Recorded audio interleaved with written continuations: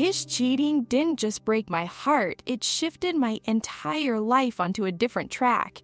If you told me back then that his own mom would be the one to help me get away from him and then introduce me to the man I'd eventually get engaged to, I would have laughed in your face. But that's exactly what happened. And honestly, watching karma catch up to him while I got a second chance he never deserved, that's a kind of justice I didn't even know existed. The almost perfect life. Him, me, and his cool mom. When I first met Marcus, my standards weren't high. They were basically, don't be a total jerk. I'd had one serious relationship before him, and it ended with a, "I'm not ready for commitment" text message that came 3 hours after he posted a picture with another girl. So yeah, the bar was low. Marcus cleared it easily at first. We met at a friend's birthday party at this casual bar restaurant. I was there mostly for the free appetizers and a chance to complain about my job with people my own age. He was there because he knew the birthday guy from work. He walked in, tall, nice smile, the kind of guy who looked like he'd played some sport in high school and still worked out just enough to keep the shape without being obnoxious about it. Dark hair, dimples, and this easy laugh that made you feel like you'd known him longer than 5 minutes. He slid into our group like he'd always been there, cracking jokes, making everyone feel included. When he focused on you, it felt like you were the only person in the room. That was his superpower. He ended up next to me at the table when the drinks came. "So, how do you know this circus?" he asked, nodding toward our chaotic friend group. "I went to college with Jess. We suffered through group projects together. Trauma bonded us for life." He laughed. "I work with her now. She's upgraded from torturing classmates to torturing coworkers." We traded stories, one-upping each other with weird workplace moments. He listened, like actually listened. He'd ask follow-up questions and remember tiny details even as the conversation jumped around the table. Before I left, he asked for my number in that confident but not pushy way. He said, "Look, I'm not going to pretend I'm playing hard to get." He shrugged. "I like talking to you. I'd like to do it again without shouting over a Spotify playlist." I'd be lying if I didn't say I went home smiling.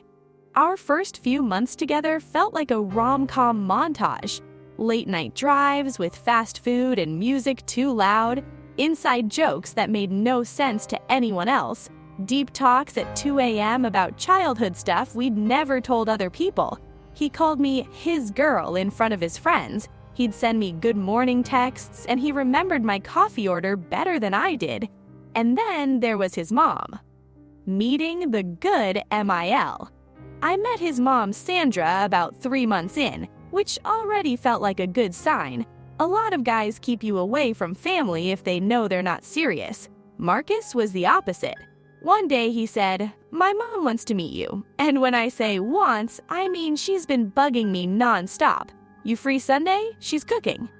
I'll be honest, I was nervous. I've heard enough horror stories about monster-in-law types that I walked into that house prepared to be judged for my haircut, my shoes, and the way I breathed. But the woman who opened the door didn't look like a villain. She was in her 50s, pretty in that natural way, with smile lines around her eyes. She wore jeans and a soft sweater, and she smelled like garlic and laundry detergent, which somehow felt like the safest scent combination in the world. She said, "You must be the famous girlfriend." She pulled me into a hug before I could even introduce myself. "I'm Sandra. Come in. I made way too much food." Her house was cozy, family photos on the walls, a couple of slightly crooked frames, a candle burning on the kitchen counter. There were pictures of Marcus at different ages, awkward middle school phases, high school sports photos, and one baby picture where he was making a scrunched-up face that I teased him about immediately. I asked her, "You show everybody that?" pointing. Sandra laughed. "Of course, it's my legal right as a mother." We sat at the kitchen table while she finished cooking. She asked me real questions, not small talk fluff. "What do you want to do long term? Are your parents nearby? Are you close with your family?" She didn't pry, but she listened. There was a softness there and something sharper under it, like she'd seen a lot and she clocked everything. At one point, Marcus left the room to grab something from his car. It was just me and Sandra. She took a breath and said, "So, how is he with you?" I frowned. "What do you mean?" She smiled, but it was tired. "We don't have to pretend," she said. "He's my son. I love him. But he's impulsive. Not always good at being honest when he wants something and thinks he can get away with lying." I raised an eyebrow. "That's a very gentle way to put it." She gave me a look like, "You have no idea yet." Out loud, she said, "I'm not trying to scare you off. I've watched him burn through good things before. If he's not treating you right, I hope you'd tell me, or at least tell someone." My stomach did a weird flip. At that point, Marcus had been great with me. No obvious red flags, no sketchy behavior, just normal couple stuff. I said, "He's been good, like really good. If that changes, I won't keep it to myself." She nodded. "Good," she said. "You deserve to be treated like your heart is not replaceable." The way she said it made me wonder who had treated hers was like. That dinner went well. We laughed, we ate too much, we watched a dumb game show on TV afterward.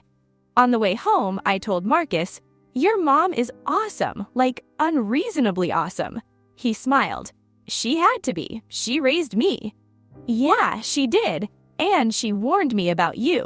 He glanced over quickly. "What did she say?" I replied, "She said you were impulsive and not always honest when you want something." He winced. "Wow, she went straight for it, huh?" "Is she wrong?" I asked. He drummed his fingers on the steering wheel. "Old me, maybe. New me? I'm trying, okay? I don't want to be that guy forever." At the time, I chose to believe him. Cracks in the relationship. Things were good for a while. We moved from honeymoon phase into real life. That's usually when people's worst habits start slipping through the cracks. For Marcus, the first cracks looked like this. Suddenly working late more often, but complaining about being broke. His phone always face down on the table, notifications on silent. Being vague about who he was texting, followed by, "Relax, it's just the group chat." Little stuff at first. I remember one night specifically. We were on the couch at his apartment, watching a show, and his phone buzzed. He glanced at it, then flipped it over so the screen was down. "Who's that?" I asked, half teasing. "Just the guys," he said, shrugging. "They're arguing about fantasy football again." "Let me see," I joked, reaching for it. He grabbed it a little too fast. "Babe, it's literally memes and stats. You'll be bored." The way he said it was casual. The speed of that grab was not. That's when the tiny voice in my head whispered, "Something's off." I didn't listen yet. I told myself, "Don't be paranoid. Don't punish him for what your ex did. Not every guy is the same." He started going out without me more. "Guys' night," he'd say. "You don't want to sit around listening to us talk trash about each other." Sometimes he'd invite me along, but always in a half-hearted way that made it clear he expected me to say no. So I did. I stayed home, watched streaming shows, scrolled, told myself this was what a normal relationship looked like when you both had lives. The first major fight we had was about a woman named Lena. We were getting ready for bed at his place. His phone lit up on the nightstand. The name on the screen was just big enough for me to read. "Lena, you coming tomorrow?" Heart emoji. My stomach dropped. "Who's Lena?" I asked, trying to sound neutral. He glanced at the phone and shrugged. "She's in my fantasy league," he said. "I told you, we've got women in the group too. Equality." "Why is she texting you at midnight?" I asked. "Because she doesn't sleep?" he said, rolling his eyes. "Babe, it's not that serious." The answer didn't feel good, at all. "Can I see?" I asked. He sat on the edge of the bed, suddenly defensive. "Do you not trust me?" he shot back. I stayed calm. "I trust you," I said, "but trust doesn't mean I have to pretend this doesn't feel weird. Midnight texts with a heart from someone I've never heard about? That's a little weird. He sighed dramatically, unlocked his phone, and shoved it into my hand. Here, he said, go nuts. I scrolled. The chat with Lena was flirty, but not overtly incriminating. Compliments about his jokes, talking about games, a few inside jokes that made my stomach twist, but nothing like, I miss your mouth or whatever. Still, the energy was wrong. He wrapped an arm around my waist. Are you happy? He asked. See, you're here in my bed. She's just a name on a screen. I wanted to believe him. I decided to pick my battles, like people always say. Here's the thing, though. Serial cheaters live on the edge of plausible deniability. They push just enough to get their ego fed, but not enough to get caught. At least, not right away. I was starting to see that. I just didn't know how deep it went yet. Baby on board. We'd been together a little over a year when I found out I was pregnant. It wasn't planned. We weren't being totally reckless, but we weren't exactly running a military-level operation either. I found out in the classic way. Late period, nausea, a cheap test in a drugstore bathroom because I couldn't wait until I got home. 2 pink lines. I stared at them for a solid minute, my heart pounding so loud it drowned out the automatic toilet flush in the next stall. I went to my car, sat with the door closed, and cried.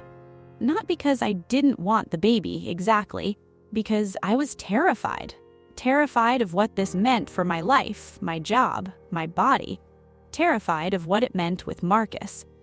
I told him that night. We were in his apartment again, takeout containers on the cable top. Hey, I said, I need to tell you something. He glanced at me, then muted the TV. That sounds serious. It is, I said. I'm pregnant. There was a beat, then he said, Are you sure? I nodded. I took 2 tests, both positive. He rubbed his face, then leaned back on the couch. Wow, he said. Okay. Wow. It wasn't a worst reaction. He didn't yell, he didn't accuse me of trapping him, he didn't storm out, but he didn't exactly sweep me into his arms either. Do you know what you want to do? He asked carefully. I'm keeping it, I said. I'm not judging anyone else's choice, but for me, I'm keeping it. He nodded slowly. Okay, he said. Then we figure it out. He hugged me eventually, kissed my forehead, told me we'd take it one day at a time. We told Sandra a few weeks later. She cried, but they were good tears. She hugged me, then her son, then me again. You're going to be a mom, and I'm going to be a grandma officially this time. I already feel like one, but now I get baby pictures. She fussed over me, made sure I sat down, brought me water, asked about my symptoms, recommended crackers for nausea. Marcus was more distracted. He went out with friends less at first, hovered a little more, Googled stuff like best cribs and how to install a car seat. He had moments where he seemed genuinely excited. He also had moments where he looked like someone had dropped an anchor on his chest. I get it.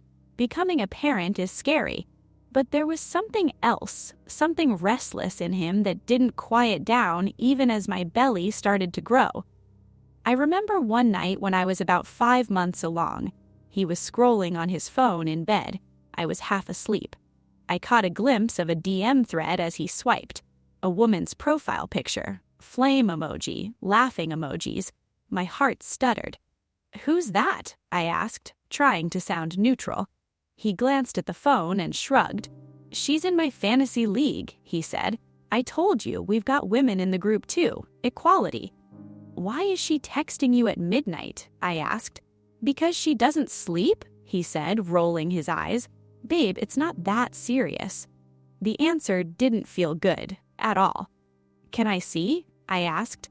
He sat on the edge of the bed, suddenly defensive. Do you not trust me? He shot back. I stayed calm. I trust you, I said, but trust doesn't mean I have to pretend this doesn't feel weird. Midnight texts with a heart from someone I've never heard about, That's a little weird." He sighed dramatically, unlocked his phone, and shoved it into my hand. "Here," he said, "go nuts." I scrolled. The chat with Lena was flirty, but not overtly incriminating. Compliments about his jokes, talking about games, a few inside jokes that made my stomach twist, but nothing like, "I miss your mouth," or whatever. Still, the energy was wrong. He wrapped an arm around my waist. "Are you happy?" he asked. "See, you're here, in my bed. She's just a name on a screen." I wanted to believe him. I decided to pick my battles, like people always say. Here's the thing, though. Serial cheaters live on the edge of plausible deniability. They push just enough to get their ego fed, but not enough to get caught. At least, not right away. I was starting to see that. I just didn't know how deep it went yet. Baby on board. We'd been together a little over a year when I found out I was pregnant. It wasn't planned. We weren't being totally reckless, but we weren't exactly running a military-level operation either. I found out in the classic way. Late period, nausea, a cheap test in a drugstore bathroom because I couldn't wait until I got home. 2 pink lines. I stared at them for a solid minute, my heart pounding so loud it drowned out the automatic toilet flush in the next stall. I went to my car, sat with the door closed, and cried. Not because I didn't want the baby, exactly, because I was terrified. Terrified of what this meant for my life, my job, my body, terrified of what it meant with Marcus. I told him that night. We were in his apartment again, takeout containers on the coffee table. "Hey," I said, "I need to tell you something." He glanced at me, then muted the TV. "That sounds serious." "It is," I said. "I'm pregnant." There was a beat. Then he said, "Are you sure?" I nodded. I took 2 tests, both positive. He rubbed his face, then leaned back on the couch. "Wow," he said. Okay, wow." It wasn't the worst reaction. He didn't yell, he didn't accuse me of trapping him, he didn't storm out, but he didn't exactly sweep me into his arms either. "Do you know what you want to do?" he asked carefully. "I'm keeping it," I said. "I'm not judging anyone else's choice, but for me, I'm keeping it." He nodded slowly. "Okay," he said again. "Then we figure it out." He hugged me eventually, kissed my forehead, told me we'd take it one day at a time. We told Sandra a few weeks later. She cried. But they were good tears. She hugged me, then her son, then me again. "You're going to be a mom," she said, squeezing my hands. "And I'm going to be a grandma, officially this time. I already feel like one, but now I get baby pictures." She fussed over me, made sure I sat down, brought me water, asked about my symptoms, recommended crackers for nausea. Marcus was more distracted. He went out with friends less at first, hovered a little more, Googled stuff like best cribs and how to install a car seat. He had moments where he seemed genuinely excited. He also had moments where he looked like someone had dropped an anchor on his chest. I get it, becoming a parent is scary, but there was something else, something restless in him that didn't quiet down even as my belly started to grow. I remember one night when I was about 5 months along. He was scrolling on his phone in bed. I was half asleep. I caught a glimpse of a DM thread as he swiped.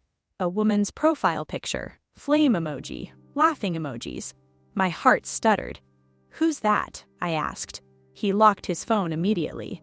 "Can we not interrogate me every time I touch my phone?" he snapped. "I'm not interrogating you. I'm asking. There's a difference." He sighed, put his phone on the nightstand. "You're hormonal," he said. "Everything feels like a threat right now." That hurt. I rolled away from him. "Good night, Marcus," I said. He didn't respond for a long time. Eventually, I felt him scoot closer, his hand resting on my stomach. "Hey," he murmured. "I'm sorry. I'm just stressed. I'm not used to all this, but I'm here, okay?" He said the right words. I wanted to believe the right meaning was behind them. Sandra noticed the tension. She always did. One afternoon, when I was over at her house, she sat me down with a cup of tea. "How are you?" she asked. "I'm okay. Tired." "I mean, with him," she clarified. I hesitated. "I don't want to dump all our stuff on you. He's your son." She gave a humorless little laugh. "Sweetheart, being his mother means I see more than he thinks I do. I've watched him sabotage good things since he was a teenager. I'm tired of pretending I don't notice." I swallowed. "There are things," I said. "Flirty messages, late nights.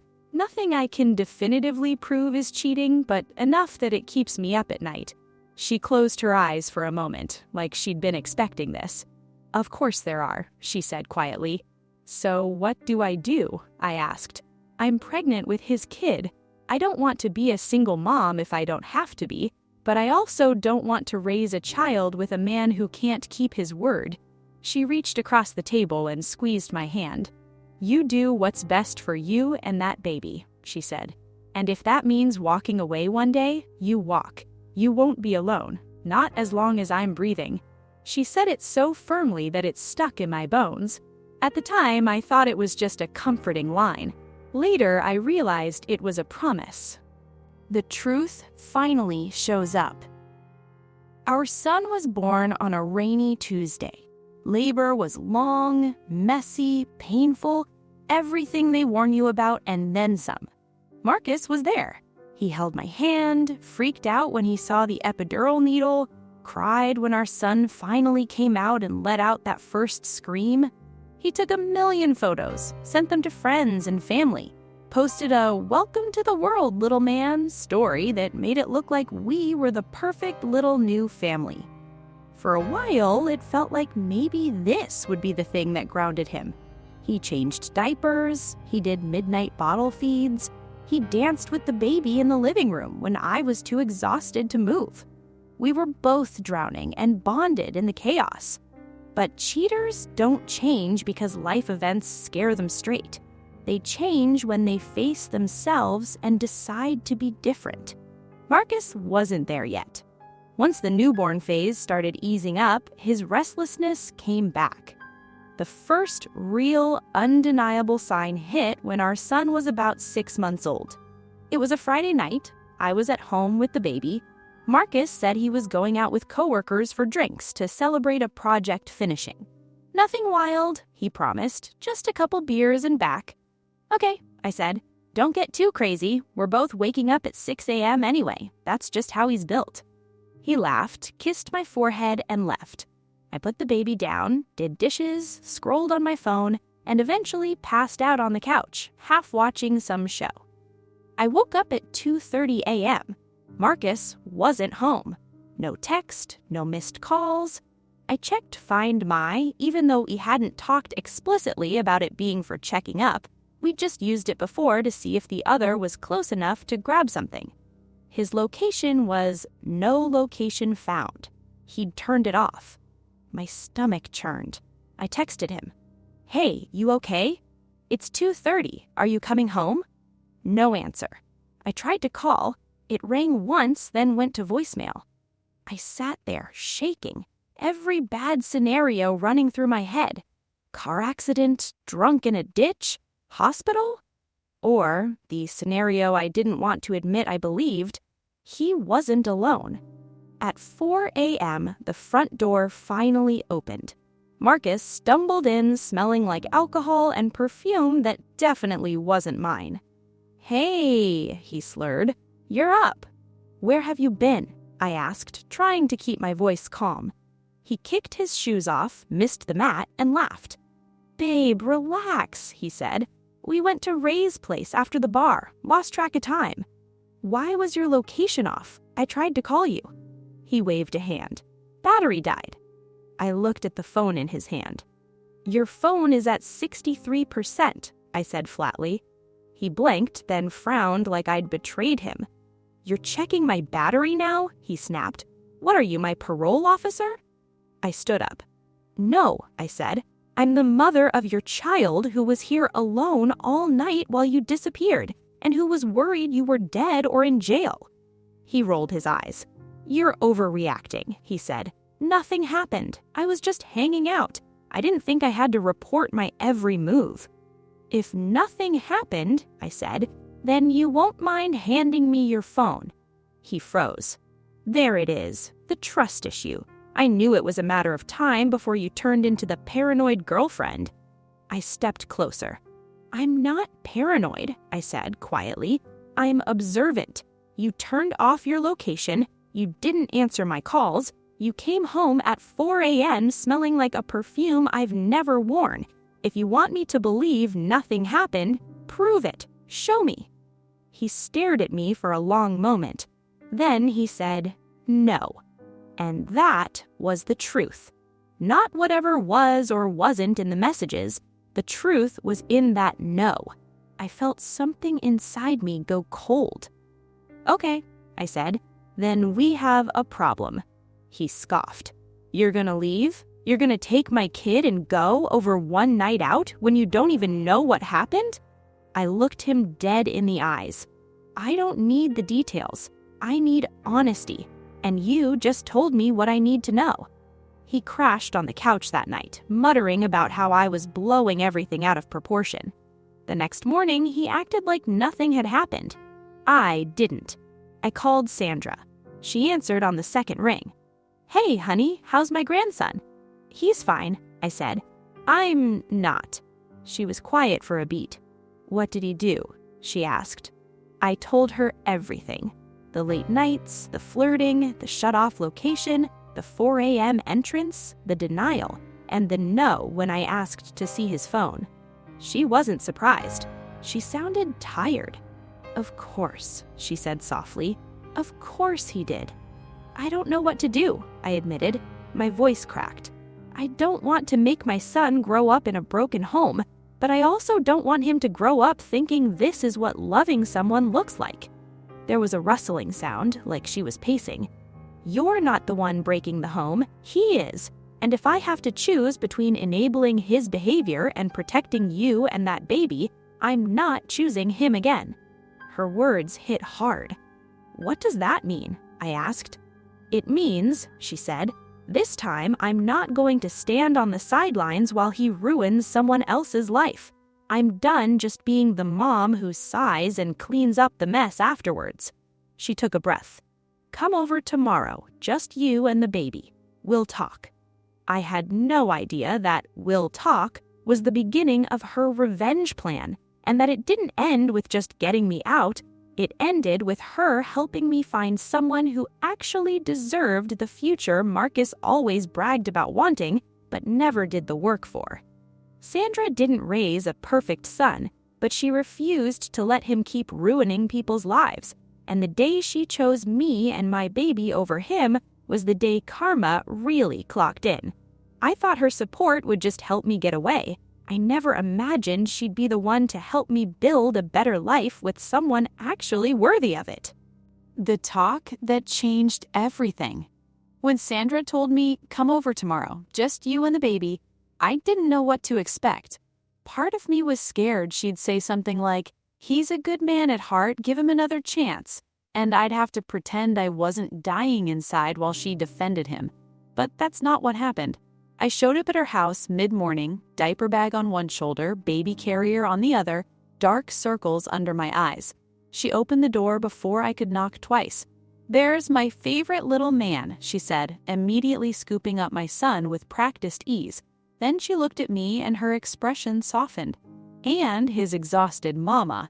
She ushered us in, set the baby up in a playpen she'd bought without even asking, and handed me a mug of coffee like she'd been waiting all morning to do it. "Sit," she said. "You look like you're about to fall over." I sat at her kitchen table, the same table where she'd first told me Marcus was impulsive. She sat across from me, fingers wrapped around her own mug. "Okay," she said quietly. "Tell me everything, and don't hold back to protect my feelings. I've had enough of that in this life." So I did. I told her about the late-night flirting, the phone face down, the location suddenly not found, the 4 a.m. entrance, the perfume, the refusal to show me his phone. I told her about how he'd twisted it into me being paranoid. how he'd used my pregnancy hormones as an excuse to dismiss my instincts. By the time I finished, she looked both furious and heartbreakingly sad. She took a long breath. "I wish I could tell you I'm shocked," she said, "but I'm not. I've watched this pattern with him for more than a decade. He likes the chase, he likes being wanted, he's always convinced he can keep all his plates spinning without any of them crashing." She stared into her coffee like it was showing her old memories. "When he was in college, he cheated on his first serious girlfriend with someone from his dorm," she said.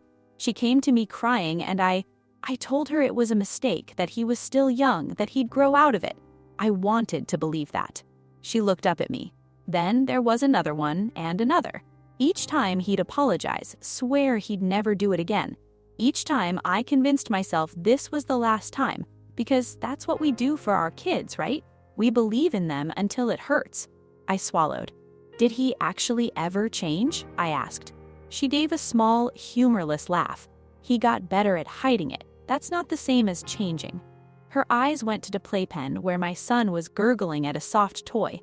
"That little boy," she said softly, "did not ask to be born into this mess, and you did not sign up to be a single mom and a detective." "So what do I do?" I asked, voice cracking.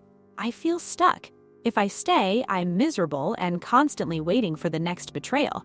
If I go, I'm breaking up my child's family before he can even talk." She shook her head. "He broke it," she said. "You deciding not to live in his lies is just acknowledging reality." She leaned forward.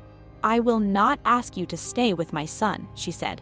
"In fact, I'm asking you not to. Not like this. Not until he does real work on himself. And honestly, I don't see that happening anytime soon." Her voice was steady, final. "I'm your mother-in-law in my heart, whether or not you stay legally connected to him. Your family. That baby is my grandchild. I will help you, not him, until he proves he deserves otherwise." I felt tears burning behind my eyes. "Are you not angry at me for, I don't know, thinking about leaving?" She reached across the table and took my hand. "I'm angry at him," she said, "for putting you in this position, for making me look at my own part in enabling him all these years. But at you? No. I'm proud of you for not swallowing it and pretending everything is fine." "Okay," I said, my voice shaking.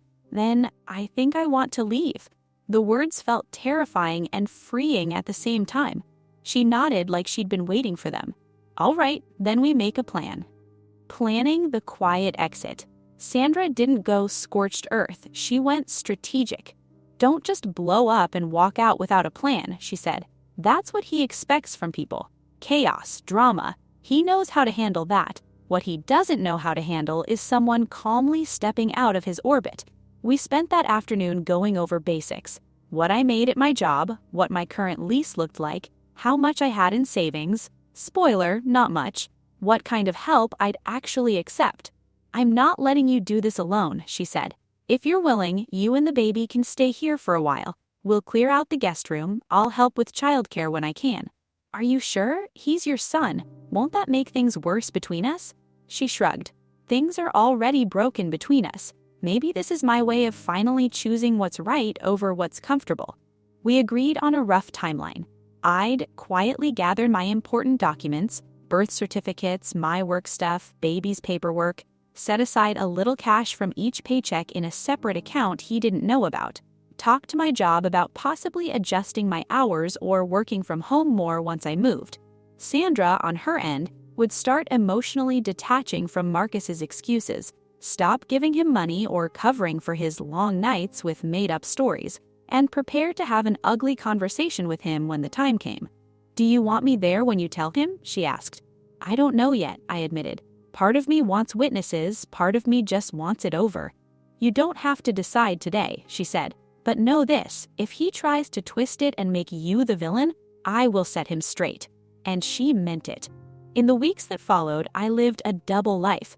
On the surface, nothing changed.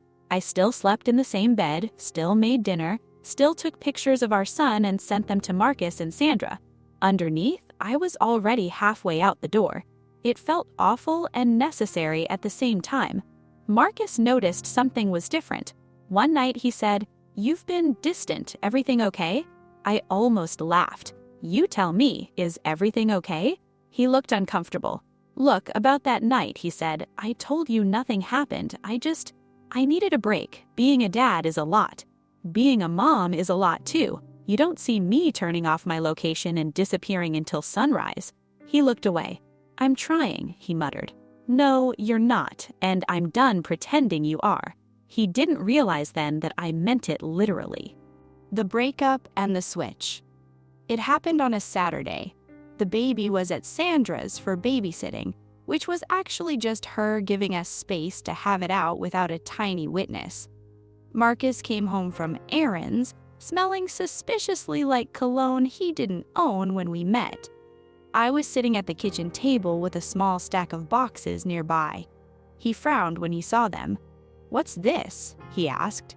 "I'm leaving," I said simply. He blinked like I'd spoken another language. "What?" he said. "Leaving where?" "To Sandra's, for now, then somewhere else. But not here, not with you." He laughed, a short, disbelieving sound. "Come on," he said. "Don't do this. We had one bad night and you're going to blow up our whole family?" "It's not one night," I said. "It's a pattern.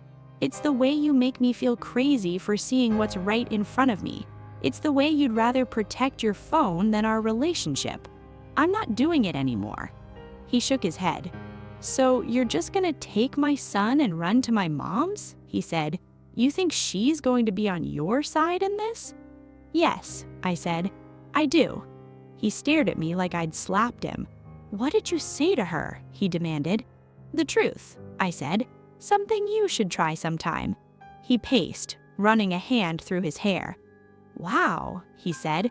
"You really have been planning this, huh? You and my mother plotting behind my back." "Your actions did the plotting," I replied. "We just stopped covering them up." He looked suddenly smaller, like the weight of realizing he was losing control finally hit. "Don't do this," he said. "We have a kid. We're a family." "Families don't treat each other like this," I said softly. "You can still be his dad, but I'm not going to be your emotional punching bag and your built-in alibi." He reached for my arm. "Please," he said, "just give me another chance." I pulled away. "How many chances have there been?" I asked. "And I don't even know the full count, do I?" He couldn't answer. "I'm done," I said. "You can talk to Sandra about seeing our son, but from now on, you and I talk about logistics, not feelings." He stood there, breathing hard as I picked up a box and walked out the door. I expected Sandra to look torn when I arrived at her house with the baby and my stuff. She didn't. She looked ready. His mom chooses a side. Sandra had cleared out the guest room like a woman on a mission. Fresh sheets, folded towels, a little basket with travel-sized toiletries, a small crib set up in the corner. She took my son from my arms and kissed his forehead. "You're safe here," she told him softly. "Both of you." We were barely done putting some of my clothes in the closet when Marcus showed up. He didn't knock. He burst in like he always had. "Sandra," he called, "we need to talk about your little project." He stopped when he saw us in the hallway. His eyes went from me to the crib to his mother. "You're really doing this?" he said. Sandra moved to stand slightly between us. "Doing what?" she asked calmly. "Letting her run here and turn you against me," he said. "Letting her take my kid and my whole life and just move in like I never existed." Sandra's eyes flashed.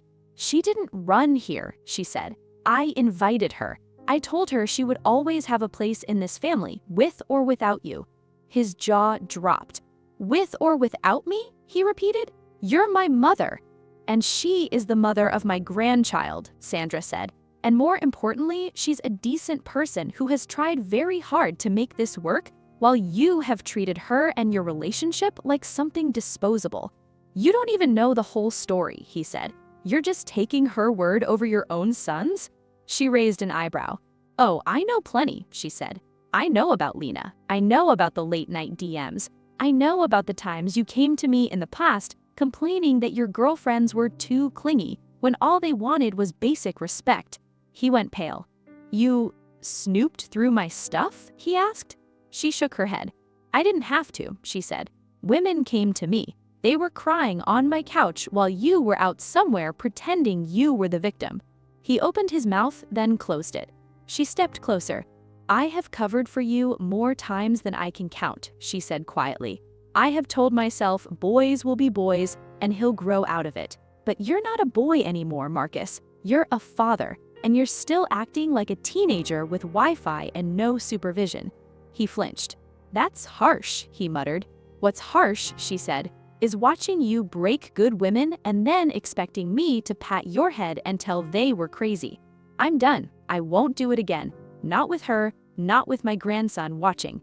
He looked at me. So that's it? He asked. You just, what, replace me with her? This isn't about replacing anyone, she said. It's about refusing to choose your comfort over their safety anymore. He let out a humorless laugh. You know what? Fine, he said. Play house together. See how that feels when she turns on you, too. He turned to me. You think she's doing this for you? He sneered. She's doing it because she feels guilty for how she raised me. Sandra didn't deny it. Maybe I do feel guilty, she said calmly, but guilt isn't why I'm doing this. Clarity is. I finally see that loving you unconditionally doesn't mean enabling you unconditionally. He stared at her like he didn't recognize her. Wow, he said. Nice to know where I stand. You stand, she said, exactly where you put yourself. He stormed out, slamming the door so hard a picture frame rattled. Silence filled the hallway. Sandra exhaled slowly, then turned to me. You okay? She asked. I nodded, even though tears were already spilling down my cheeks. That was a lot, I said. She pulled me into a hug. It was overdue, she said. For the first time, I believed her. Learning how to live again. The months after the breakup were weird. Grief isn't just for good relationships. You still grieve the future you thought you had, even if the person wasn't good for you. I was hurt, angry, relieved, guilty, free, and trapped at the same time. Sandra was there through all of it. She helped with midnight feedings when I looked like I was about to collapse. She cooked. She listened to me rant. She didn't sugarcoat anything.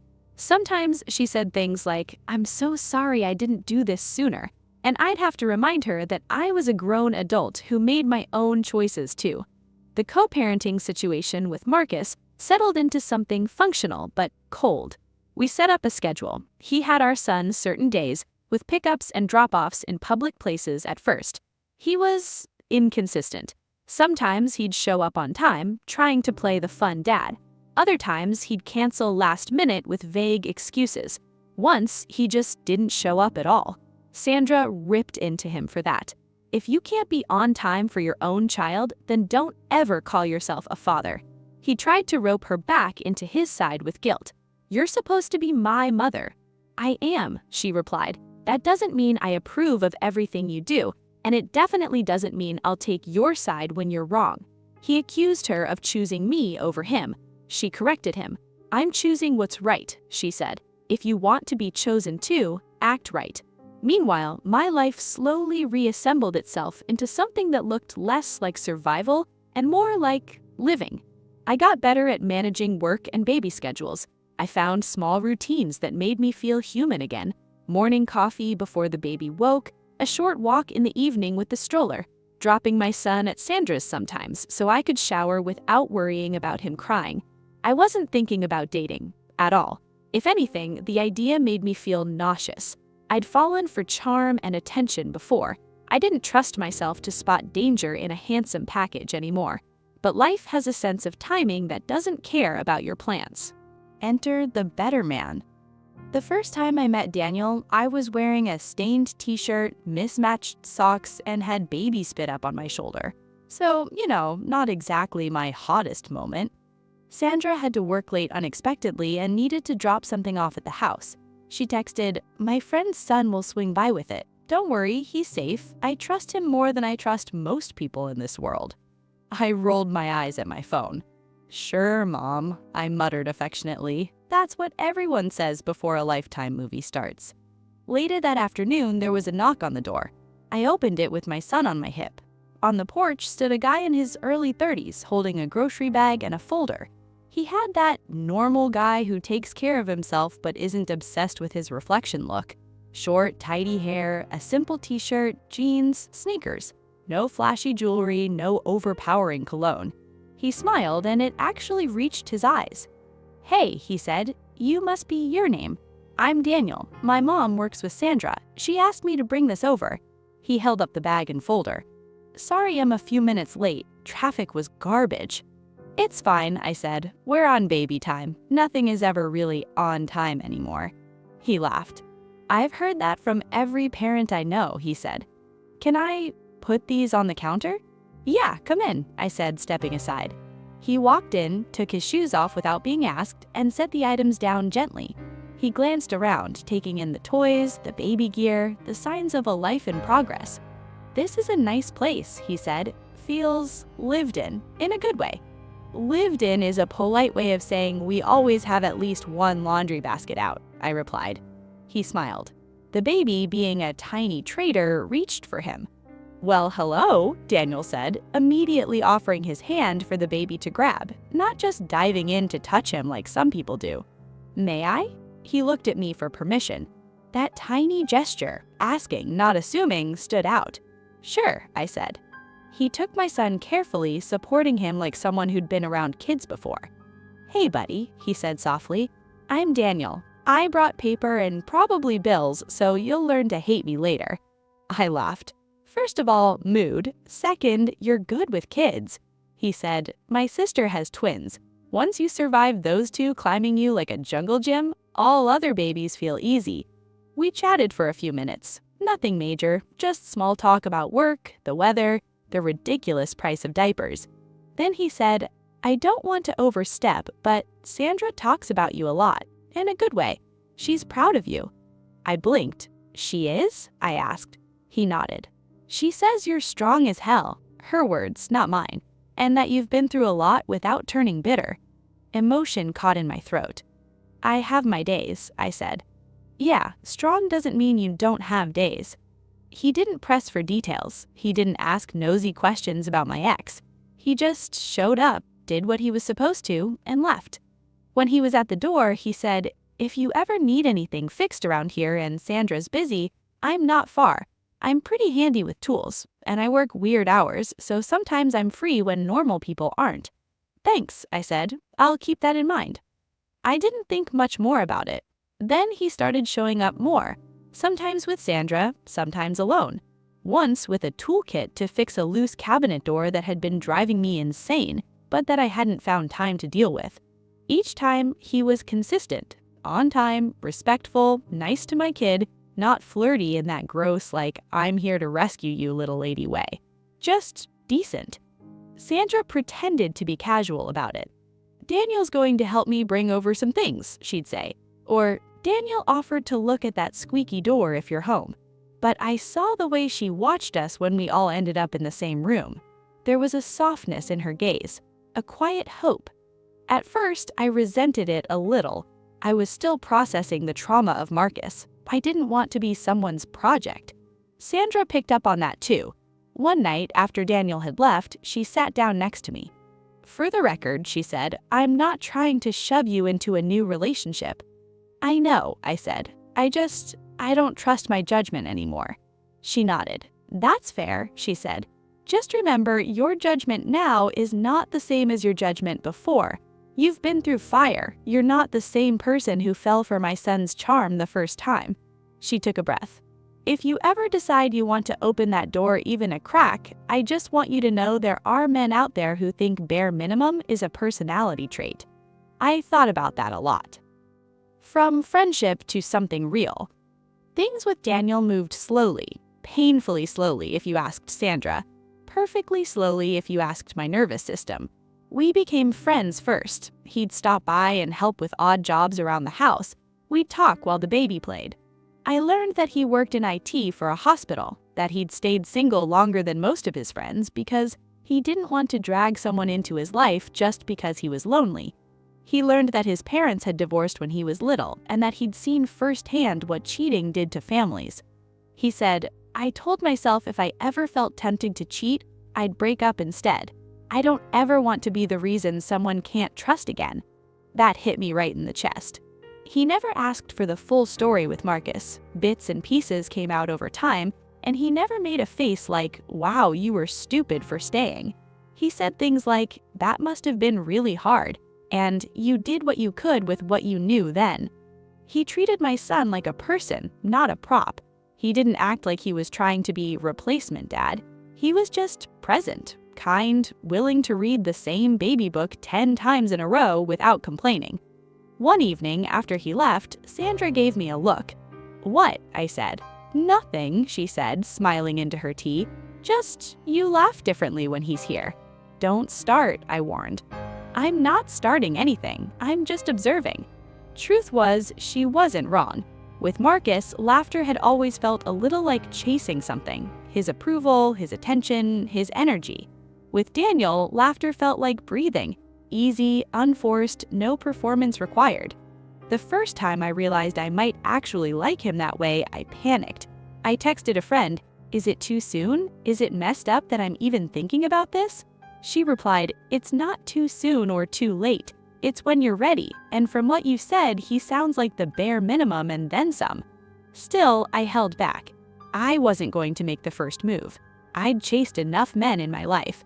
If Daniel wanted something more, he could show it clearly. He did. One night, after he'd fixed a leaky faucet, we ended up sitting on the back steps, my son asleep inside, the porch light a halo above us. We talked about nothing for a while. Then he got quiet. "I want to ask you something, and you can absolutely tell me to shut up if it's not okay." "Okay," I said slowly. He took a breath. "If I ever asked you out," he said, "on a real date, just us, when you're ready, would that be completely out of line?" My heart did a weird, painful, hopeful thing. "I don't know if I'm ready," I said honestly. "I still have a lot of scars." "I know," he said. "I'm not asking you to be ready now. I'm just letting you know my intentions aren't purely friendly neighborhood handyman. I like you, and I like your son, and I'm willing to move at whatever pace you need, even if that means not at all." There it was. Clear, respectful, no pressure. I sat with it for a minute. Then I said, "Okay." "Okay as in?" he asked, a tiny smile tugging at his mouth. "Okay as in," I said, "if you ever asked me and we found a sitter and I had something clean to wear, I probably wouldn't say no." He grinned. "Noted," he said. Sandra nearly exploded when she found out. She tried to pretend she hadn't been waiting for this exact development, but she failed miserably. "I'm happy for you," she said, hugging me in the kitchen, "for both of you, and for that little boy who will get to see what a healthy relationship looks like." The engagement and the ultimate karma. Fast forward a couple of years. Moving from tentative first dates to an actual relationship with Daniel wasn't instant. We took our time. We had long conversations about boundaries and expectations, honest talks about how my trust had been shattered and what I needed to feel safe. Days where I freaked out over small things because of old wounds, and he didn't make me feel crazy for it. He showed up for my son's first day at preschool even before we were officially living together. He helped him build Lego towers, taught him how to toss a ball, and never once acted put out when our romantic dinners had to be paused for bedtime routines. He respected that Marcus was still in the picture as a co-parent, even if I complained about him. He didn't try to replace him, he just quietly did better. Sandra watched all of this with a level of satisfaction I can't even describe. One evening, when Daniel had taken my son to the park, she turned to me and said, "This is what I always wanted my son to be like. I couldn't make him into this, but I can make sure you get this." It wasn't that she didn't love Marcus anymore. She did, but she was finally done pretending love meant shielding him from consequences. The engagement itself was simple. No flash mobs, no viral TikTok stunt. Just Daniel, my son, and me at a park we went to often. We'd had a picnic. My son was running around in the grass, chasing a ball. Daniel asked him to come over for a second. "Hey, buddy," he said, kneeling down. "Remember how we talked about how families get made?" My son nodded gravely in that serious toddler way. "Do you think it would be okay if I asked your mom a really important question?" Daniel asked. My son looked at me, then at him. "'Kay," he said. Daniel stood up, turned to me, and pulled out a small ring box. My heart stopped. "Your name? I know you didn't get here the easy way. I know you've been hurt and you had to rebuild yourself while holding someone else in your arms. I've watched you be strong and soft and stubborn and kind. I love you. I love him, and I want to spend the rest of my life proving that not all men run when things get hard." He opened the box. "Will you marry me?" he asked. I laughed and cried at the same time. "You sure you're ready for this circus?" I asked, wiping my face. "I've never been more sure of anything," he said. I said yes. My son clapped because we were clapping, even though he didn't fully understand. Later, Sandra hugged me so tight I could barely breathe. "Thank you," she whispered, "for giving yourself another chance, for letting me be part of this." Marcus's reaction. News travels fast in families, even when you don't announce it directly.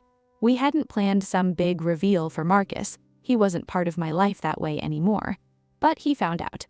He saw the ring in a photo of my son on social media. Nothing even about the engagement, just my hand holding his while we fed ducks. The ring visible if you looked close. He texted me. "Marcus, so that's it, huh? You're marrying him. My own mother's friend's son. That's low."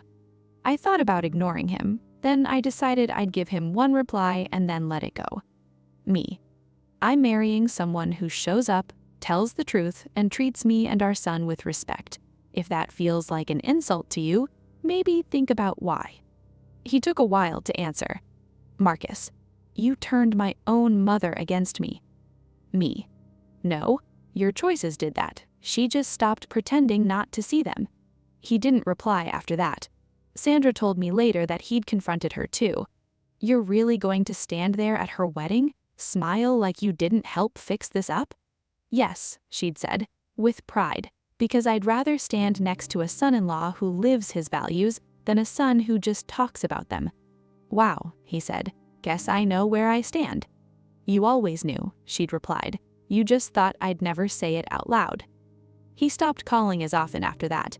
He still saw our son, but the visits were more defined, less chaotic. I didn't feel sorry for him, not in the way he wanted. Did I feel sad that he'd chosen this path? Sure, but I also knew he'd had so many chances to choose differently. He just didn't. Karma isn't always someone losing their job or getting exposed publicly. Sometimes it's watching the life you could have had walk away hand in hand with the woman you hurt and the child you took for granted, while your own mother stands on their side of the aisle. Aftermath and lessons. Now when I look at my life, it doesn't feel like some perfect fairy tale where everything magically worked out. It feels like a story that went through hell, took a couple of wrong turns, and still somehow found a way to end up somewhere good. I have a son who knows two things can be true. His dad is his dad, and he's not always reliable. A partner who shows up every day in ways big and small without making a big speech about it. A mother-in-law who chose the hard right thing over the easy wrong thing. Do I wish Marcus had been the man he pretended to be in the beginning? Sometimes. There's a version of our lives where he did the work, got therapy, faced his serial cheating tendencies, and became a real partner. But that's not the story we got. We got the story where his own mother finally said enough and helped the woman he hurt build a better life without him. To be honest, I don't regret leaving. I don't regret trusting Sandra, and I definitely don't regret letting myself love again, even though I was terrified. I learned that being a family isn't about keeping a title at any cost. It's about how you treat the people in that family. Someone's mom doesn't automatically stand with them when they're wrong. Sometimes the most loving thing she can do is stop cleaning up their mess. Being cheated on once isn't a shame. Staying with someone who keeps cheating and refuses to change, that's where you start betraying yourself. Now, when I see Marcus, it's mostly at kid-related events. He'll say hi, he'll be charming, old habits die hard. But there's a new distance there. He knows I'm not an option anymore. He knows his mom won't run interference for him, and he knows that when our son looks at what love looks like, he's watching me and Daniel, not him. What would you have done in my place? Stayed and tried to fix a serial cheater for the sake of the family? Or walked away and trusted his own mother to see the truth and stand with you? Do you think his mom went too far, choosing me and my son over her own child? Or was that exactly the kind of karma he needed? If you've ever had a partner cheat on you and their own family ended up taking your side, or if you've watched karma catch a serial cheater in a way you didn't expect, your story deserves to be heard too. Drop your story in the comments. Your letter to karma might be the next one we read on Karma's Letterbox.